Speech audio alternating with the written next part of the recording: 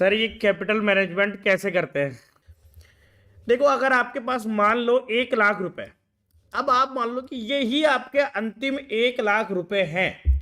अब अगर ये आपने जीरो कर लिए तो भाई यहां पे आपकी ट्रेडिंग जर्नी खत्म। तो अब क्या करोगे आप सिंपली इस 1 लाख को भाई डिवाइड कर लो, भाई दो हिस्सों में डिवाइड कर लो कि भैया 50,000 तो मैं कर देता हूं यहां पे जमा अकाउंट में, 50,000 पे मैं लूंगा अब रिस्क।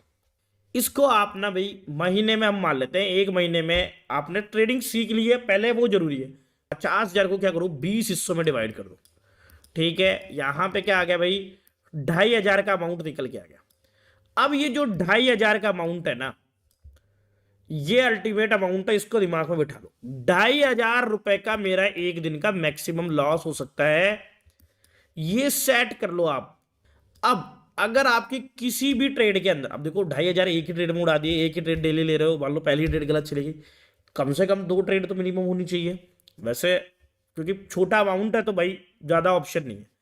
तो आपने एक ट्रेड का लॉस फिक्स कर लिया भाई, 1,250 रुपए का लॉस ना अगर मुझे एक ट्रेड में हो गया ना, तो मैं उससे ज्यादा लॉस एक ट्रेड में नहीं ले सकता, और पूरा दिन में मैं 2,500 का लॉस ले सकता हूं, ये फिक्स करो। अगर 2,500 लॉस हो गया, सिस्टम क्लोज, दूसरे दिन आना है।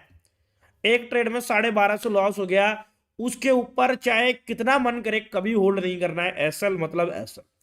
ये चीज कर लो भाई, इसी को कैपिटल मैनेजमेंट कहते हैं, आसान भाषा में आपको समझ में आ गया होगा।